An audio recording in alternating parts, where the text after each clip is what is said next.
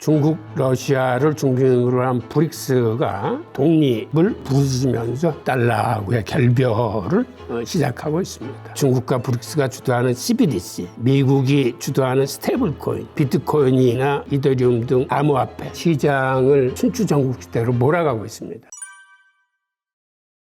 비트코인이 금융위기 와중인 2009년도 초에 발표가 됐는데 이걸 발표하고 사카시 나카모토가 비트코인 재단 포럼에 간단한 비트코인 탄생 목적을 에세이식으로 썼어요. 한 500단어 정도 되는 길지 않은 내용인데 거기에 이런 얘기들을 했습니다. 우선 신뢰를 지켜야 될 금융 시스템이 그간 신뢰를 지키지 않았다. 그래서 이제는 더 이상 은행을 믿을 수 없다라는 거. 그 다음에 은행들의 돈풀기와 신용 창출로 인해서 화폐 가치가 희석되면서 인플레이션이 많이 일어났다. 이게 서민들을 이제 힘들게 했다. 라는 거고 1980년대 미국이 두 자릿수 인플레이션으로 인해서 굉장히 고생을 하면서 이때 소득 불평등이 심화되고 부의 편정이 늘어나서 금융 자본주의의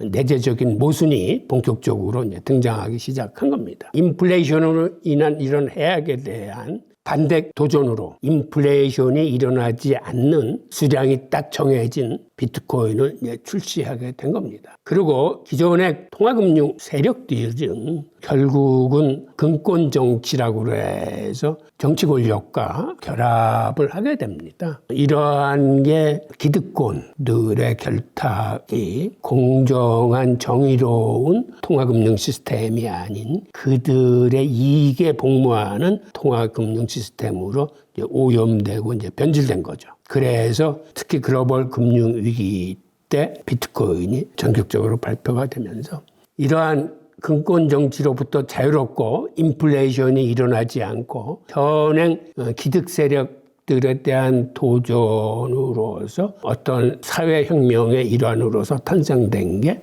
비트코인입니다. 미국은 재정 팽창에 의한 경제 성장을 주도하고 있습니다. 그러다 보니까 국채 발행 양이 너무 많아졌어요. 이미 37조 달러를 초월했는데 기본적인 구성만 보더라도 미국 예산이 연간 한 7조 되는데 그중에서 세수는 한 5조 됩니다. 그러니까 모자라는 부분 2조를 국채를 발행하는 건데 이건 앞으로도 마찬가지예요. 미국 정부는 스스로 재정 적자를 메꿀 그런 의사가 없어요.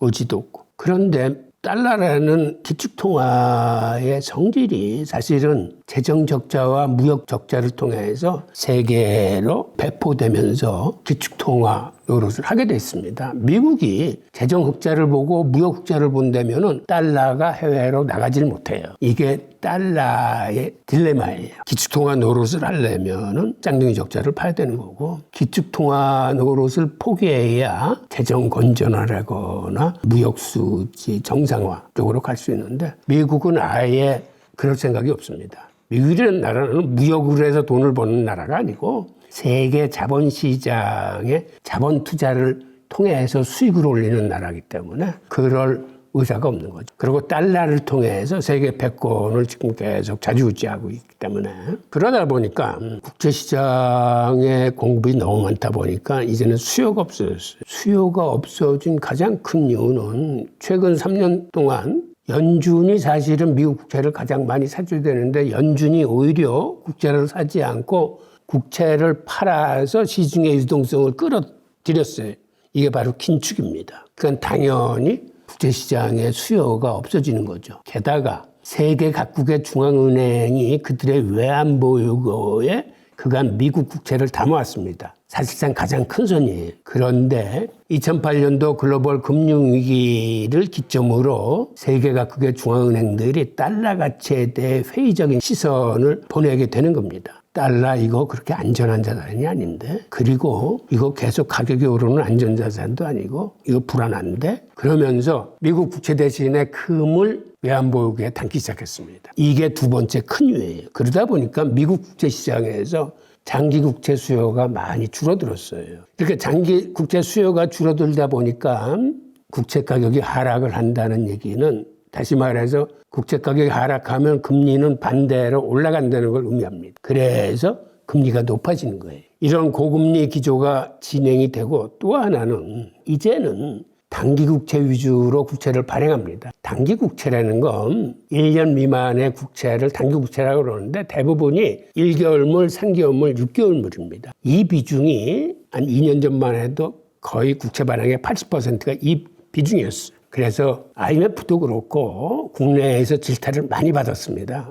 미국이라는 큰 나라가 1개월, 3개월, 6개월짜리 급전을 빌려서 나라 살림을 운영하는 꼴인데 이게 문제가 있다. 특히 단기 국채는 헤지펀드들이 많이 사가지고 아비트레이지 전략에 쓰는 건데 헤지펀드 잘못되면 미국 전체가 잘못될 수도 있는데 굉장히 위험하다라는 질타를 많이 받아가지고 작년도에 미국 정부가 이제 다시 정상적으로 발행을 하겠다. 단기 국채를 80%, 단기 국채는 한 20%만 발행하겠다라고 발표를 했는데 근데 상황이 그렇게 녹록지가 않아서 결국은 올해 같은 경우에도 단기 국채 발행 비중이 훨씬 높았습니다. 그러니까 이렇게 단기 국채 발행이 높다 보니까 돈을 1개월, 3개월, 6개월로 계속 국채를 돌려야 되잖아요. 그러다 보니까 시중의 단기 유동성이 이 국채에 쫙 빨려 들어가면서 그리고 매년 한 2조 2천억 정도의 신규 단기 국채가 계속 시장에 더 늘어나니까 그래서 최근에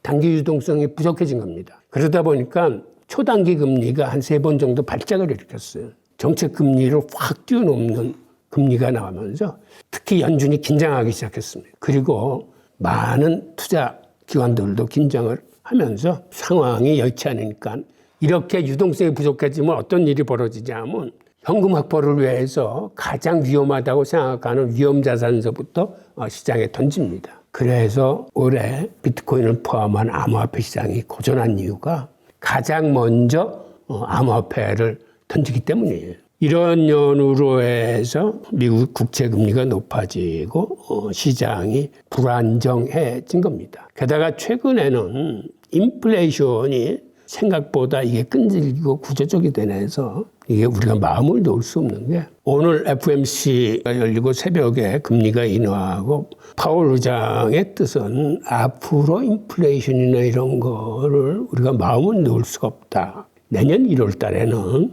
금리 인하 가능성이 거의 없다는 듯한 뉘앙스로 기자회견을 했습니다. 그럼에도 불구하고 연준이 시중 유동성 부족을 인식하고 유동성은 풀겠다. 즉 레포 시장 같은 거를 상설화해서 풀겠다라고 얘기해서 오늘의 FOMC 회의 결과는 사실 반반입니다. 앞으로 계속된 금리 인하는 힘들 수 있다라는 메시지를 줬고 그럼에도 불구하고 우리가 유동성은 계속 풀겠다라는 이제 두 가지가 나와서 지금 시장이 이를 해석하는데 조금 헷갈리고 있어요. 그래서 오르다 빠졌다, 오르다 빠졌다는 이런 혼조 양상을 보이고 있습니다. 우선 같은 점은 스테이블 코인의 담보는 미국의 단기 국채입니다. 그러다 보니까 달러 패권의 연장이라고 볼 수 있어요. 그 안은 법정 동화인 달러를 쓰는 거나 미국 국채를 담보로 한 스테이블 코인으로 쓰는 거나 결국은 달러의 연장선상에 놓여 있습니다. 그리고 이 스테이블 코인이 기존 달러의 네트워크 효과를 그대로 계승해서 쓰임새가 쓰이기 때문에 이 또한 같은 점이라고 볼 수 있고 그리고 미국의 의도는 지금 스위프트 시스템 같은 걸로 미국이 세계 통화금융 시스템을 주도하고 있는데 결국은 달러와 연동된 스테이블 코인으로 이 시스템을 계속 연장해 나가겠다라는 그런 의지를 갖고 있는 겁니다. 우리가 다른 점이라고 하면 스테이블 코인은 한마디로 암호화폐입니다. 기존의 법정 통화는 현행 온라인 시스템에서 유통되는 건데 스테이블 코인은 블록체인 네트워크, 한마디로 온체인 위에서 거래되는 통화예요. 이제 스테이블 코인을 씀으로써 기존 전통 금융과 이 암호화폐의 벽이 허물어지고 두 개가 융합을 하면서 이제는 모든 거래소에서 전통 거래소에서도 암호화폐를 팔고 암호화폐 거래소에서도 전통 거래소의 주식이나 채권 같은 걸 토큰화해서 팔고 해가지고 이제 경계가 허물어지고 이제 융합하는 단계로 들어가고 있습니다. 또 하나는 스테이블 코인은 이게 프로그래머블, 즉 스마트 컨트랙트 기능으로 조건만 맞으면 자동 실행되는 이러한 기능을 갖고 있습니다. 그리고 스테이블 코인의 다른 점은 그간 달러는 연준이 발행하고 달러 표시 자산인 미국 국채는 미국 정부가 발행을 했었는데 스테이블 코인은 이거는 민간 기업들이 발행하는 거예요. 그러니까 과거처럼 통화의 주도권이 이제는 연준이나 정부가 아니라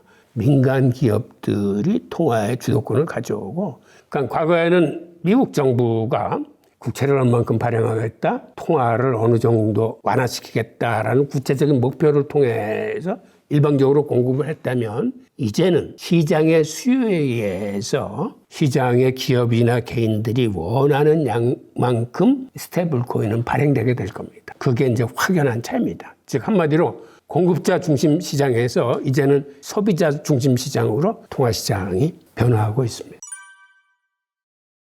생각보다는 이 변화가 상당히 빨리 진척되고 있는데, 우선 결제 인프라의 균열이 발생하고 있습니다. 기존에는 미국이 주도하는 스위프트 시스템이 모든 무역의 중심, 자본거래의 중심에 있었다면 이제는 이게 다극화되고 있습니다. 스위프트는 스위프트 나름대로, 위안화 거래는 위안화 국제결제 시스템인 CIPS에 의해서 운영되고 있고, 그다음에 브릭스는 브릭스 나름대로 CBDC를 기반으로 한 지금 국제결제 시스템을 추진하고 있습니다. 그리고 미국은 스테이블 코인을 지지하면서 이제는 스테이블 코인이 송금 시장의 주역으로 떠올랐습니다. 과거의 스위프트라는 독점적인 구조가 이제는 다양해지고 있습니다. 그다음에 기축통화 체제도 마찬가지로 춘추전국 시대를 맞이하고 있는데, CBDC 시대로 도래하면서 지역들이 이제는 힘을 합쳐서 그 지역의 통화를 기축통화로 만들려는 그런 움직임을 보이고 있어서 기축통화도 이게 다양화될 겁니다. 지금 지정학적으로는 미국을 중심으로 한 서구와 중국, 러시아를 중심으로 한 브릭스가 지금 양대 대결 상태로 가면서, 브릭스는 회원국 간의 통화를 중심으로 무역과 자본거래를 하자, 즉 한마디로 탈달러를 선언하면서 이제는 달러 중심 시장에서 독립을 부르짖으면서 달러하고의 결별을 시작하고 있습니다. 이러한 균열들이 현재 달러 중심 질서에서 생기고 있는 건데, 이거를 조금 더 자세히 보면 지금 화면에 보이는 이 그림이, 여기서 빨간색은 중국을 최대 교역 파트너로 하고 있는 나라들입니다. 지금 세계 각국이 거의 전부 빨간색으로 변하고 있어요. 미국을 세계 최대 교역국으로 갖고 있는 나라는 청색 그림들인데 숫자가 몇 개 안 됩니다. 한마디로 중국을 최대 교역국으로 하는 나라는 지금 거의 한 150개국 정도 되고, 미국을 세계 최대 교역국으로 하는 나라는 이제 한 30개 국가뿐이 안 돼서 이 균형에 큰 격차가 벌어지고 있습니다. 그다음에 유럽은 오렌지색으로 되어 있는데, 유럽은 독일을 최대 교역국으로 하고 있는 나라들이 이렇게 오렌지색으로 표현되는 겁니다. 지금 세계 무역 네트워크는 중국이 주도하고 있다라고 이해하시면 되고, 그러다 보니까 어떤 현상이 생기냐면, 중국은 무역거래나 자본거래를 그들이 2015년도에 만든 위안화 국제결제 시스템으로 하고 있습니다. 그래서 이 CIPS라는 위안화 결제 시스템의 통화의 비중을 보면, 이미 위안화 거래 비중이 달러의 거래 비중을 2023년에 추월을 했어요. 그리고 더 대단한 거는 중국이 주도하고 있는 디지털 위안화, 즉 CBDC는 위안화 국제결제 시스템인 CIPS하고 결합을 하면서 기술적으로 탁월한 우월성을 보이고 있습니다. 스위프트 시스템을 통해서 우리가 송금하고 할 적에는 며칠 걸리고 수수료도 비쌉니다. 반면에 이 중국의 CIPS와 디지털 위안이 결합된 이걸로 해외에 돈을 보내면 한 7초 만에 송금이 완료되면서 수수료도 거의 들지 않아요. 그러다 보니까 중국의 CBDC 시스템이 생각보다는 굉장히 기술적으로 탁월한 우월성을 갖고 있고, 또 하나의 특징은 이 위성항법 시스템하고 중국의 양자 암호 통신망 시스템이 결합을 하면서 이 시스템은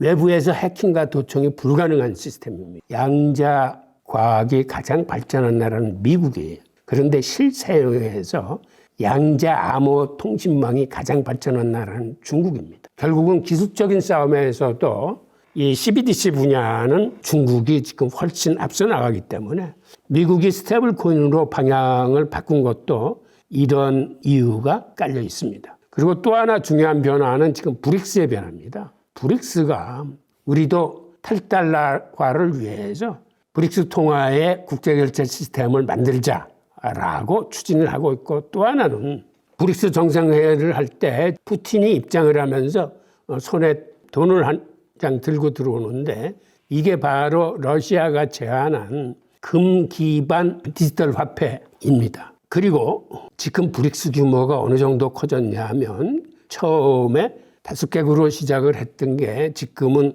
11개국으로 늘어나서 세계 인구의 절반 이상이 브릭스 회원국들입니다. 게다가 준회원격으로 13개 국가를 받아들여서 지금은 24개 국가가 실질적으로 브릭스에 참여를 하고 있고, 그러다 보니까 브릭스는 이미 오래전에 서구의 G7의 경제 규모를 추월했습니다. 최근에는 사우디아라비아가 인도네시아까지 합류를 하면서 이제는 많은 격차로 G7을 따돌리고 있습니다. 게다가 또 하나의 중요한 변수는 여태 달러가 기축통화로서의 지위를 누릴 수 있었던 건 페트로달러의 위력 때문이었습니다. 석유를 사려면 꼭 달러로만 사야 된다는 이러한 불문율이 50년 이상 지탱해 왔었는데, 지난해에 바로 이 50년 만기 미국과 사우디아라비아 간의 군사경제협정이 만료됐습니다. 이게 대외적으로는 군사경제협정이지만 이게 일명 페트로달러 협정입니다. 미국이 연장을 요청했는데 사우디의 거부로서 이게 만료됐고, 실질적으로 그러다 보니까 이제는 석유가 달러가 아닌 위안화나 다른 통화로 팔리는 비중이 굉장히 많이 늘어났어요. 그러니까 JP모건 그 분석 보고서 등에 의하면 이미 전 세계 원유의 20% 이상이 달러가 아닌 위안화 등 통화로 거래되고 있다고 합니다. 특히 러시아의 석유 기업들 같은 경우에는 달러를 기피하고 스테이블 코인이나 비트코인을 받아서 석유를 팔고 있습니다. 그 이유는 오히려 스테이블 코인이나 비트코인은 은행을 거치지 않기 때문에 미국의 경제 제재를 우회할 수 있어요. 그러다 보니까 파는 측이나 사는 측이나 미국의 경제 제재를 당하지 않기 위해서 그런 경우에는 스테이블 코인이나 비트코인이 무역 통화로 쓰이고 있습니다. 환율 전쟁을 어떤 특정국을 지칭한다거나 거론하기는 조금 힘든 시대가 되어버렸어요. 우선 미국과 중국 간의 무역 전쟁 자체가 환율 전쟁으로 비하하면서 그게 이제는 패권 전쟁으로 넘어가서 이제는 완연히 패권 전쟁 속에 있습니다. 이게 잘못하면 물리적인 전쟁으로도 비하할 수 있는 게 패권 전쟁인데, 그리고 미국이 트럼프 정부가 들어서고 나서는 그 미란 보고서가 권유하는 대로 미국의 제조업을 다시 부흥시키기 위해서 약달러 정책을 지금 지향하고 있습니다. 근데 약달러 정책이라는 게 달러 인덱스의 구성을 들여다보면 여기에는 중국이 빠져 있고 유로화의 비중이 57%가 넘습니다. 그리고 엔화의 비중이 한 13%, 그 다음에 나머지 나라들의 비중, 이런 식으로 달러 인덱스 가치가 결정되는데, 그러다 보니까 달러의 약세를 가져간다는 얘기는 오히려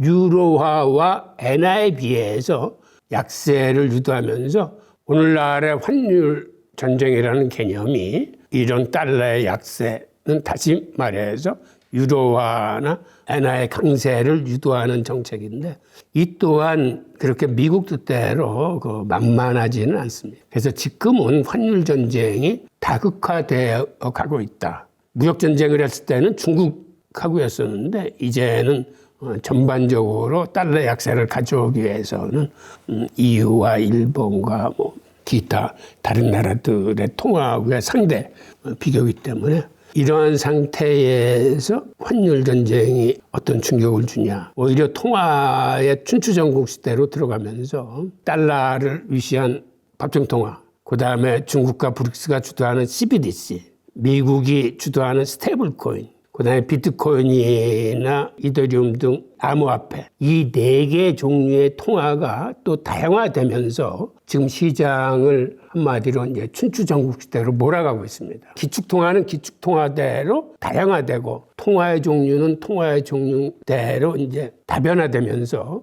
시장이 어떤 의미에서는 통화혁명의 와중으로 생각보다는 빨리 들어가게 될 겁니다. 그런데 미국은 기본적으로 부채를 갚을 생각이 없어요. 미국이라는 나라는. 왜 그러냐면 달러를 기축통화로 쓰기 위해서는 재정적자와 무역적자가 필수입니다. 달러의 기축통화를 포기해야 이게 재정 건전화나 무역수지 정상화 쪽으로 생각을 할 수 있는데 기본적으로 달러를 기축통화로 하는 달러를 세계 각국에 풀어야 되기 때문에 무역 적자를 봐야 되고 재정 적자를 봐서 달러를 공급을 해줘야 돼요. 그러니까 지금 상황에서는 미국이 부채를 갚는 데는 건 다른 방법.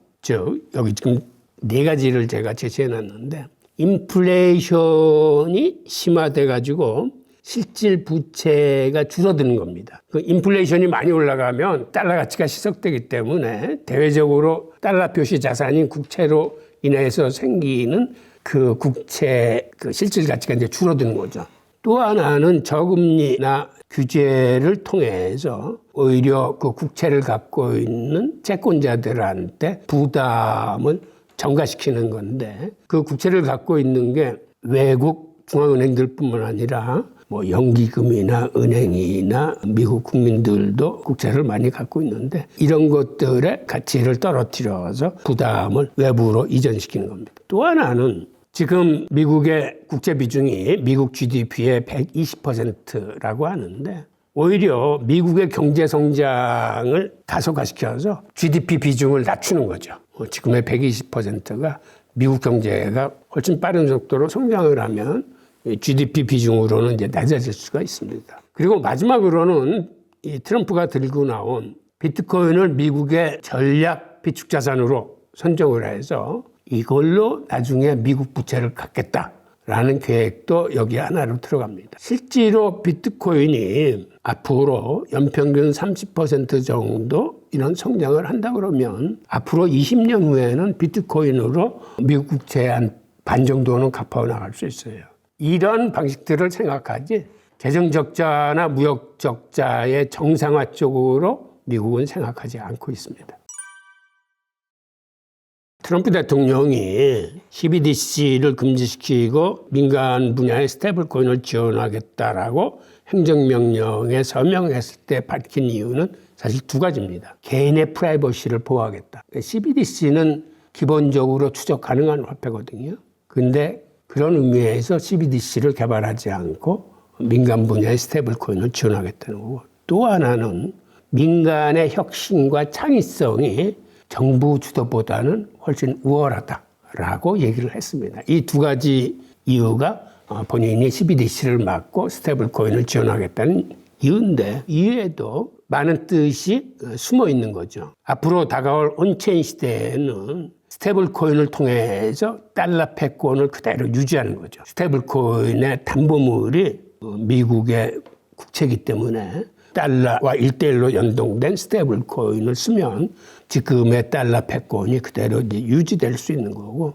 그다음에 또 하나는 미국 국제시장이 수요가 없어서 굉장히 힘든데 스테이블코인이 미국 국제시장의 그 수요를 창출해 주니까 미국으로서는 이제 일거양득이 되는 거고 그리고 또 하나는 중국의 디지털 위원회에 대한 일종의 기술적인 막대인데 아까 우리가 살펴봤듯이 중국의 CIPS 시스템과 디지털 위안 시스템의 기술적인 우월성이 굉장히 탁월합니다. 그리고 양자 암호 통신망으로 인해서 해킹도 불가능하기 때문에 많은 개발도상국들이 중국의 시스템, CBDC 시스템을 굉장히 선호해요. 그러니까 그러다 보니까 미국 정부도 CBDC를 개발해서 여기에 맞서서 맞대응하기는 녹록지 않다라고 판단을 해서 아마 스테이블 코인으로 바꾼 이유도 있을 겁니다. 그리고 스위프트 시스템이 주도를 했었는데 온체인 시대로 바뀌면서 온체인 시스템에 걸맞는 통화 금융 시스템을 다시 미국이 이제 설계를 해야 될 그런 입장인 거죠. 그리고 스테이블 코인이 이게 사실은 온체인 위에서 정확하게 기록이 되면서 송금되고 결제되는 게 되나서 오히려 나중에는 이 추적이 달러보다 더 쉬울 수 있습니다. 그러니까 스테이블 코인의 기록을 추적하고 그걸 통해서 테러 자금이나 불법 자금의 유통 같은 것들을 감시하고 그 송금이나 결제 성격이 어떤 건지 분석하고 이런 의미에서 앞으로는 이 스테이블 코인이 스위프트 시스템을 대체할 수 있는 송금과 결제 시장으로 커나갈 수 있습니다.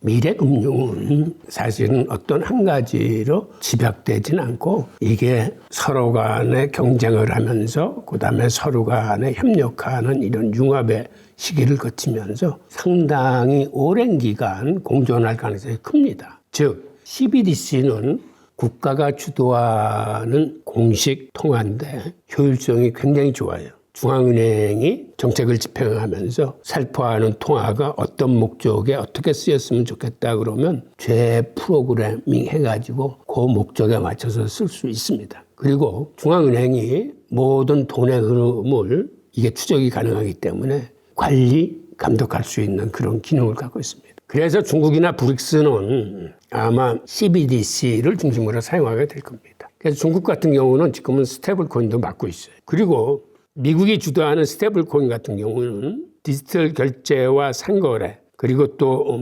가상자산 거래, 메타버스 시스템의 거래나 이러한 현실과 이런 가상세계 모두에 쓰일 수 있는 그러한 통화입니다. 이것도 마찬가지로 프로그래머블한 스마트 컨트랙트를 이용해서 조건이 맞으면 자동적으로 실행되는 이제 그런 화폐가 될 거예요. 반면에 비트코인 같은 경우는 가치 저장 수단이 탁월합니다. 그래서 이거는 세계의 많은 사람들이 변동성이 좀 줄어들면 안전자산으로 채택할 가능성이 굉장히 높아요. 우리가 금이나 은도 안전자산이긴 하지만 유사시에 가지고 이동하기가 힘듭니다. 예를 들어서 전쟁이 일어나면 금괴나 은괴를 들고 이동한다는 건 사실 거의 불가능해요. 그런데 이 비트코인 같은 거는 전자지갑에 담아서 손쉽게 이동할 수 있을 뿐만 아니라 전자지급에서 다른 나라의 전자지급으로 송금도 수월하고 하기 때문에 날이 갈수록 이러한 용이성과 편리성 때문에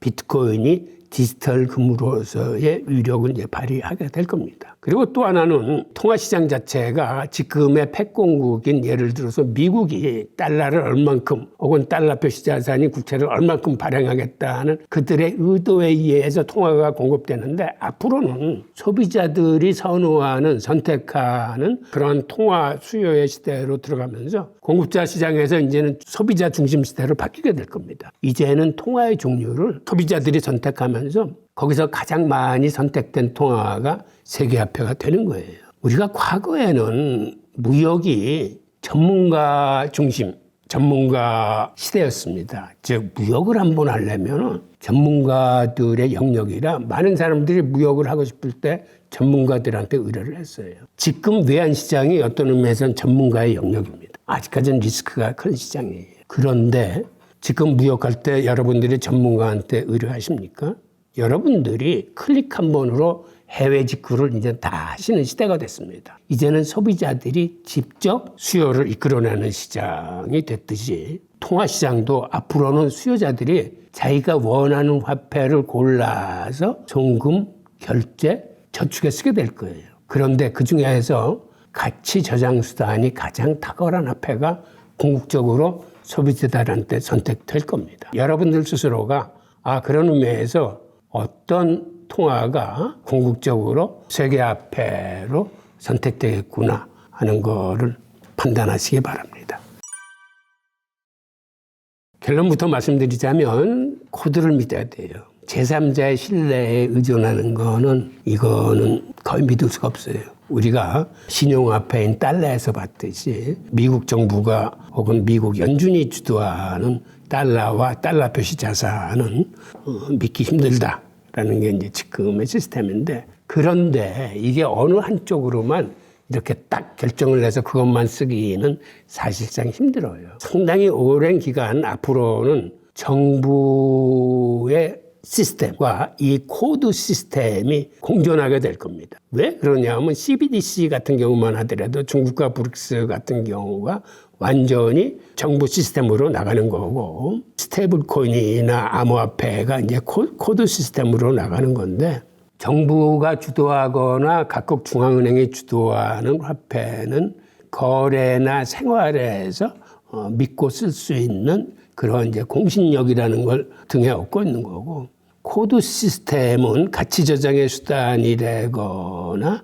가상세계에서 쓰인다거나 혹은 현재의 무역 시스템이나 이런 데에서 많이 잠식해 들어갈 겁니다. 그래서 앞으로 상당 기간은 이 두 시스템이 같이 갈 거예요. 그래서 우리가 어느 한쪽을 선택해서 쓰기보다는 앞으로 이 두 시스템을 필요에 따라서 이제 잘 관리하셔서 여러분들이 쓰셔야 될 겁니다.